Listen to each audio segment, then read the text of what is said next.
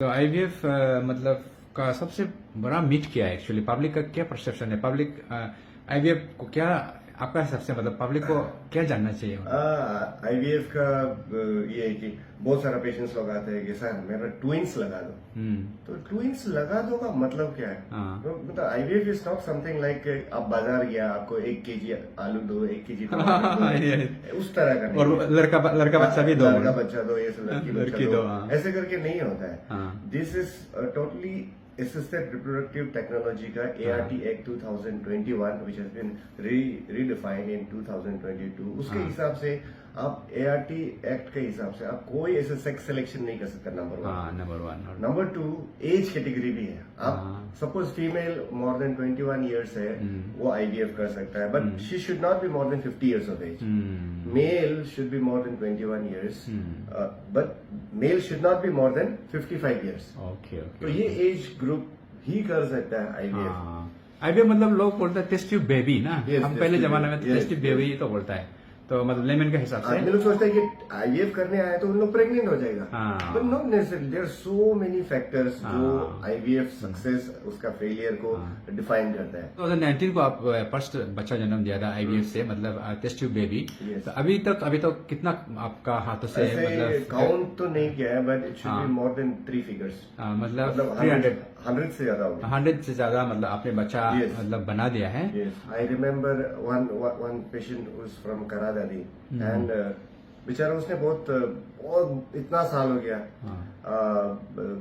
उसका first time मैंने जब आईवीएफ किया तो एक्टोपिक प्रेगनेंसी हो गया तो खराब हो गया, मतलब दूसरा जगह प्रेगनेंसी हो गई, इमरजेंसी ऑपरेशन करना पड़ा। देन सेकेंड टाइम प्रेगनेंसी हुआ, ट्विंस हुआ। तो ट्विंस हुआ, फिर क्योंकि प्राइवेट में ज्यादा खर्चा हो जाता है डिलीवरी ये सब के लिए, सो मैं उसको थ्रिम्स में भेज दिया। तो बेचारा उन लोगों को कुछ पता नहीं होता। उन लोग सोचता है आईवीएफ खेती बाड़ी बेच के आता है, आईवीएफ करने जाने से आईवीएफ में सक्सेस होगा ये सोच लेता है। But it is my duty at the same time, जितना भी मेरा पेशेंट्स लोग आते हैं मैं सबको ये समझाता हूँ कि आप आईवीएफ करेगा तो आपको सक्सेस होगा करके जरूरी नहीं है। ऑनेस्टली अगर मैं बोलूँ तो there are so many failure stories मेरा अंदर, सक्सेस स्टोरी भी है लेकिन फेलियर स्टोरीज भी है। सो पीपल अरुणाचल में या कहीं पे भी if somebody is expecting baby they don't want to face failure. तो फेलियर होना नहीं चाहता है, लेकिन this is part of the treatment. आपका सक्सेस होगा या फेलियर होगा, बीच वाला नहीं होता है। आपका सक्सेस फेलियर का बीच वाला नहीं होता है। But there are so many challenges in, जैसे कि स्पेशली इन अरुणाचल प्रदेश की, एक तो इग्नोरेंस है, इसका नॉलेज ज्यादा नहीं है। दूसरा है कि पेल्विक इन्फ्लामेटरी डिजीज बहुत ज्यादा है, बहुत ज्यादा है पेल्विक इन्फ्लामेटरी डिजीज, बिकॉज मालूम नहीं है ना। ये लोग प्रेगनेंसी हो जाता है, टीनेज प्रेगनेंसी, फिर अबॉर्शंस या प्रेगनेंसी हो जाता है। ये बहुत इम्पोर्टेंट है, टीनेज प्रेगनेंसी एंड अबॉर्शंस बहुत करते हैं। तो ये सबसे क्या होता है, आपका प्रेगनेंसी होने का चांसेस इन फ्यूचर कम हो जाता है अबॉर्शंस वगैरह। आईवीएफ में भी फेल होने का चांसेस है। यस, क्योंकि आप अबॉर्शन करते हो तो you are indirectly giving infection to uterus. तो देयर आर सो मेनी, जैसे कि endometritis is one of the diseases जिसमें आईवीएफ का सक्सेस और भी कम हो जाता है। तो दिस डिजीजेस ना, ये सब डिजीज के कारण से आईवीएफ का सक्सेस कम हो जाता है। तो आप, और बहुत लोग हमारे यहाँ सोसाइटी में तो फीमेल को ही बदनाम करता है। नहीं, ये बच्चा नहीं हुआ, इसको शादी दोबारा शादी करना है, या फिर लड़की जन्म नहीं दिया, सॉरी लड़का जन्म नहीं दिया, इस टाइप का बहुत होता है ना हमारा सोशल। मेल एंड फीमेल ये दोनों, आपका प्रेगनेंसी कैसे होता है? प्रेगनेंसी ऑकर्स बिकॉज फीमेल का एग के साथ मेल का स्पर्म फर्टिलाइज होता है। तो जब मेरे पास बहुत सारा जब कपल आते हैं, आई हैव सीन फीमेल पूरा चेकअप कराते हैं, मेल को कुछ चेकअप नहीं कराता है। ये मान लेता है कि मेल ठीक होगा, but it is not like that. Male and female both are equally responsible for infertility.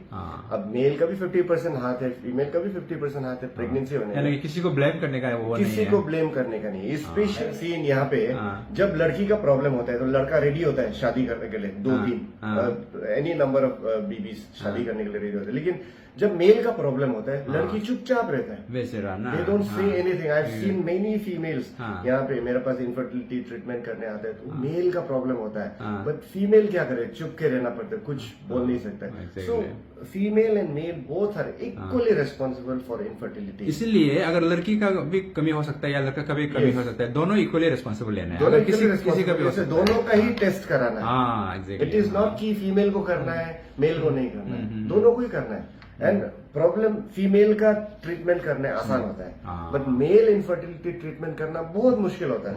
It is very difficult. Male infertility ideally जैसे आप जितना यंग होगा 20 to 30 इयर्स में एक्चुअली फैमिली कंप्लीट कर लेना है मेरे हिसाब से, बिकॉज एग जो होगा वो भी यंग होगा, उसका क्वालिटी अच्छा होगा, स्पर्म जो होगा वो भी यंग होगा, क्वालिटी अच्छा होगा। तो जितना आप लेट करेगा उतना चांसेस ऑफ प्रेगनेंसी नहीं होने का रहता है। क्यूमुलेटिव प्रेगनेंसी रेट बोलते हैं। जैसे क्यूमुलेटिव प्रेगनेंसी रेट का मतलब है, अगर कपल सपोज 25 इयर्स का कपल है और 35 इयर्स का कपल है, कंपेयर करेगा तो 25 इयर्स का कपल का चांसेस ज्यादा होता है एक अच्छा प्रेगनेंसी देने का, रेदर देन कपल जो 35 इयर्स ओल्ड है, उन लोगों का प्रेगनेंसी होने का भी चांसेस कम होता है और प्रेगनेंसी होने से एबनॉर्मल प्रेगनेंसी होने का भी चांसेस हाई रहता है। So it is much better before 30 years ideally you should complete your family. अगर सपोज एक इनफर्टिलिटी अभी आज आपके पास आया, कपल आया, बच्चा नहीं हुआ, आपको हम आईवीएफ करेगा, तो प्रोसीजर 1 2 3 4 कैसे करके, मतलब शॉर्ट में आप बताइए कैसे स्टार्ट कैसे करता है? स्टार्ट जैसे कि हम लोग कपल को देखते हैं आईवीएफ करना ही है, तो उनको तो 2 टाइप का आईवीएफ होता है। एक होता है सेल्फ आईवीएफ जिसमें हस्बैंड का स्पर्म लेगा, वाइफ का एग लेगा, और दूसरा होता है डोनर आईवीएफ। डोनर आईवीएफ में मतलब सपोज फीमेल का एग कम है या मेल का स्पर्म कम है, तो उसको डोनर आईवीएफ बोलता है।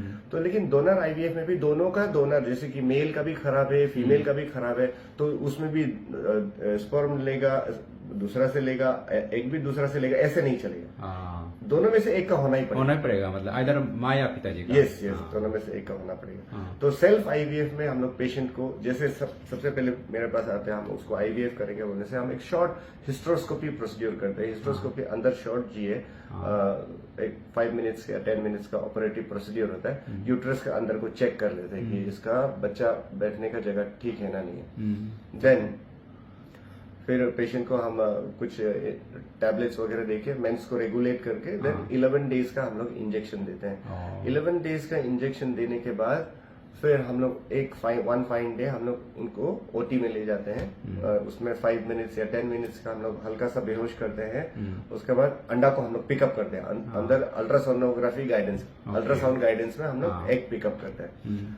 एग पिकअप जिस दिन एग पिकअप होगा हस्बैंड उस दिन स्पर्म भी देगा, तो वो कलेक्ट कर लेगा, दोनों को प्रोसेस करेंगे। उसके बाद हम लोग इंक्यूबेटर में रखते हैं। तो बेबी जब 3 डेज का हो जाएगा या 5 डेज का, जिसको ब्लास्टोसिस बोलते हैं, हम लोग फ्रीज करके रख देते हैं। And we call the couple कि हम लोग बताते हैं कि आपका इतना एम्ब्रायोस बना है, आपका इतना एग्स निकला था, इतना एम्ब्रायोस बना है, and we will transfer this embryo after 2 months. तो सपोज जिसका मई को अगर एग निकला, ये महीना को एग निकल के बेबी बना है, तो जून जुलाई अगस्त को ट्रांसफर होगा उसका। नॉर्मली हम लोग 3 ट्रांसफर करते हैं, बिकॉज ज्यादातर यहाँ पे डे 3 ट्रांसफर होता है। जिसका एग बहुत ज्यादा है, जिसका एग बहुत ज्यादा निकला, तो उसको हम लोग ब्लास्टोसिस्ट के लिए करते हैं। क्योंकि ब्लास्टोसिस्ट में अगर 7 एग्स मिला तो ब्लास्टोसिस्ट 1 या 2 ही बनता है, तो रिस्क रहता है। तो इसीलिए हम लोग अगर जिसका ज्यादा एग्स बना तो उसको हम लोग ब्लास्टोसिस्ट करते हैं, और जिसका कम मिला तो हम लोग उसको डे 3 ट्रांसफर करते हैं। अगर आईवीएफ भी करता है, इसीलिए आजकल के न्यू कॉन्सेप्ट के हिसाब से आपको सिंगल एम्ब्रायो ही ट्रांसफर करना चाहिए ideally, and ideally 1 embryo should grow. Single pregnancy he better है, क्योंकि एनी प्रेगनेंसी, मल्टीपल प्रेगनेंसी मतलब ट्विंस, ट्रिपलेट्स वगैरह, actually they come under high risk pregnancy. तो सिंगल प्रेगनेंसी, आईवीएफ में single pregnancy is much better than twin pregnancies. तो twin pregnancy naturally हो या IVF हो, प्रेगनेंसी में single pregnancy is much better. Okay, ठीक है। आईवीएफ में दोनों ही एक दुख भी लगता है। एक मेरा पेशेंट है, आई टेल यू, वो मेरे पास आया फर्स्ट टाइम, आईवीएफ फेल हो गया। सेकेंड टाइम आया, फेल हो गया, but she didn't leave me. वो मेरे पास थर्ड टाइम आया, थर्ड टाइम में प्रेग्नेंट हुआ, बट मिसकैरेज हो गया। Now she came for the 4th time, now she is carrying twins. तो दैट इज मतलब मेरे ऊपर इतना भरोसा करके मेरे पास आते रहे। Of course there are so many patients जिसको मैं सक्सेस नहीं दिला पाया हूँ, बट उन लोग भी मेरे पास आते हैं। तो अभी मेरे पास जैसे कि लास्ट वीक एक पेशेंट आया, they were married for 11 years and they were not having any baby. So finally उन लोगों को बेबी गर्ल मिला, so they were so happy, they brought a cake। हम लोग यहाँ पे केक काटा, 1 महीना हो गया था। Yes, very satisfying moment, and that is more than anything else। Costly affair तो होता है definitely, it comes at a certain cost, लेकिन आई टेल यू 1.5 लाख तो आराम से जाता है, प्लस मेडिकेशंस वगैरह चला जाता है। लेकिन आई फर्मली बिलीव चैरिटी भी इम्पोर्टेंट है। तो there are so many patients, I do IVF in charity, but सचमुच जरूरत वाला कोई जरूरत है जो पे कर सकते हैं, दे शुड पे इनटू। जो विदिन 1.5 में आराम से हो जाता है, मतलब अगर आप बिल्कुल नहीं सकता है तो। क्योंकि अगर आप बिल्कुल नहीं सकता है बोलने से आपको आइडियली 2,05,000 तक खर्चा होता है। बट अगर आपका सपोज आप ही मुझे पेशेंट भेज दीजिए कोई, अगर आपका सचमुच ट्रबल है, सचमुच नहीं सकता है, अनएफोर्डेबल है, तो मेरे पास भेज दीजिए at the cost of medicine, और इवन वो भी नहीं होने से भी मैं IVF कर दूंगा। लेकिन सचमुच नीडी होना चाहिए। देखो, I have to run a hospital where मेरा काम करने के और पेशेंट पैसा देने के कारण से हमारा स्टाफ का सैलरी भी होता है। तो I can not do charity to everyone, but I will definitely do charity to someone who is really in need. सचमुच चाहिए, इसको प्रॉब्लम है, तो मेरे पास आ जाओ, आई विल डू इट। चलो ठीक है। IVF फॉर फन के लिए नहीं करना है। IVF should be done only, suppose किसी का बेबी है, एक बच्चा है, they should not go for IVF। एक बच्चा काफी है। सचमुच किसी को IVF का जरूरी उनको होना चाहिए जिसका है ही नहीं, एक भी बच्चा नहीं है, ideally they should go for IVF। But यहाँ पे कॉन्सेप्ट अलग है। यहाँ पे सपोज किसी का 2 लड़की हो गया, अभी फाइनल ट्राई करेगा एक लड़का होने के लिए, तो ये सब नहीं करना चाहिए। IVF जेन्युइनली करना चाहिए और IVF को समझ के करना चाहिए। This is not the ultimate solution. Ultimate IVF से भी ऊपर है, भगवान है। तो IVF आपको 30 to 40% सक्सेस रेट देता है। एंड IVF में ओवर एक्सपेक्टेशंस बिल्कुल नहीं करना चाहिए, क्योंकि IVF में आउटकम में थोड़ा सा आपको ज्यादा एक्सपेक्ट नहीं करना, आउटकम में ज्यादा एक्सपेक्टेशंस नहीं करना है। बट यस, आपका किसी का कुछ उपाय नहीं है, then only IVF is the last resort. IVF से भी नहीं होता है, देन एडॉप्शन।